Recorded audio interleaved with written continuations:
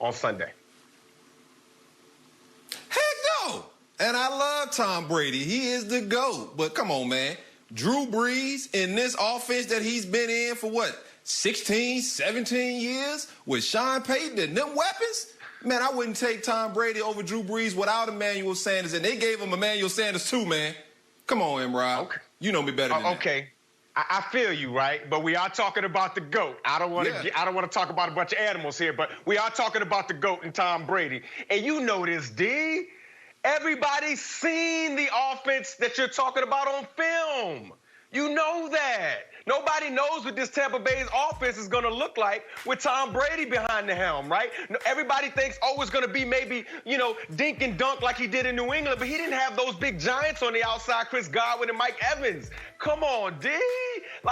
It's just, I just don't see how this offense is going to be stopped unless they just feel like giving Leonard Fournette the ball. Oh, unless they just feel like giving Shady McCoy the ball on third down. Oh, my bad. That's another weapon. Oh, and yeah, by the way, they did have the #1 rush defense in the league last year, and everybody coming back. So, come on, D.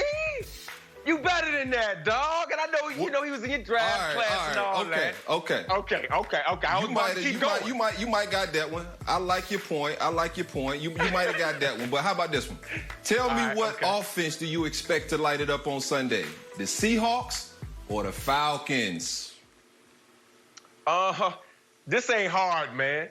It's the Russell Wilson, the best deep ball thrower of the football in the league, and the Seattle Seahawks, man. Oh, and yeah, you know defensive backs, right? You know defensive backs. You're one of the best ones to ever play. They did just pick up Jamal Adams. He got his way up out of New York, and now he's creating a new Legion of Boom. This attitude in this defense is going to change. They're going to get back to when I was there and we won a Super Bowl. So I got to go with Russell Wilson, Carlos Hyde, Chris Carson, the big guy on the outside. I got to go with the Seattle Seahawks, bro.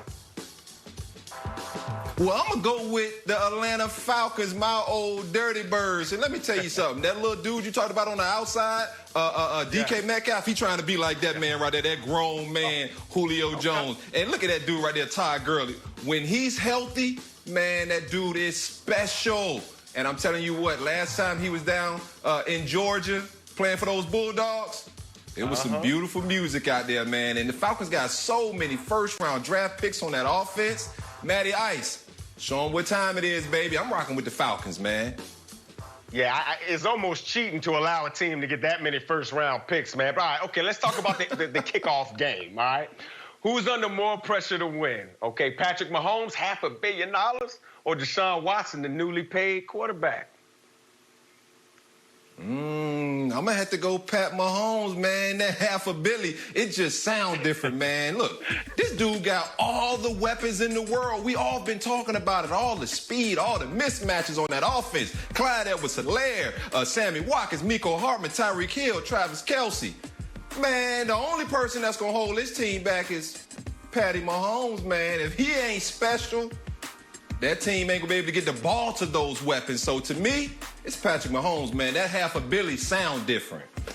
It do sound different, man. I can't even believe I'm on live TV on NFL Network saying $1 billion, and we talk about paying a player. Whoa! But anyway, I digress. Deshaun Watson, man. I'm going to say Deshaun Watson just simply because Patrick Mahomes gets all the accolades.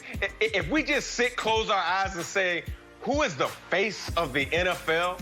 Most people are going to say Patrick Mahomes. And we already know we already know how Deshaun Watson's built. He's going to show up and show out. So I think that he's under the most pressure just simply because he wants to get his name in that conversation as faces of the franchise and the faces of the league. So I know he's just paid, but he's chasing that $1 billion that Patrick Mahomes just received, bro. MJ, where you at? You coming in here? Where's she at? There she go. Oh, you eating. I was just enjoying the show, listening to you guys. I'm good. I'm going to have Come On D stuck in my head the rest of the night. Amazing, you guys. I mean, I love the debate. I'm here for it. I'm going to polish off this popcorn while we check in with our Fantasy Live crew. Some of that popcorn. Yeah, man, Let's go. I am a sharer. I will happily share. All right, guys, I'm going to finish this popcorn while we check in with our Fantasy Live crew and check in on who's on your lineup. Of course, who's in your lineup presented by Capital One. What you got for us, guys? We are coming up on the start of the 2020 NFL season. It begins with the Chiefs and the Texans, and so that's the one that certainly everybody is going to be watching. So, Adam Rank, do you have a start and or a sit for this first game of the season? Here's one you've never heard of. Patrick Mahomes. No, I'm kidding. Deshaun Watson. No, obviously you're going to be starting the quarterbacks. One player that I've been looking at not only for week one, but for the entirety of the season is Will Fuller. Whenever he's had an opportunity or whenever he's been on the field, he has been exceptional. The big problem has been the ability to stay healthy and everything like that. But now that he's there and ready to go, I think that anytime he is highly targeted in this Texans offense, he goes out there and has a huge game. So if you're wondering about whether you should start him, I know it's a Thursday night game and you get some anxiety. Should I start this guy? Should I not? I'm saying that you start Will Fuller. Well, I'm going to stay with the Houston Texans. I'm going to say you should start David Johnson. And I know there's some questions about whether he's going to bounce back this year, but I think he's got a good chance to get off to a good start against a Chiefs run defense that was sort of shaky at times last season. I do think Bill O'Brien wants to work him into the offense and see what he has left and try to get him involved both as a runner and as a pass catcher. So I think this is a good week to start him. I would say if you're going to sit anybody, avoid both defenses. I expect this one to be a pretty high-scoring game on Thursday night. So there you go. Enjoy the football kickoff and watch NFL Fantasy Live weekdays at 6 Eastern on NFL Network.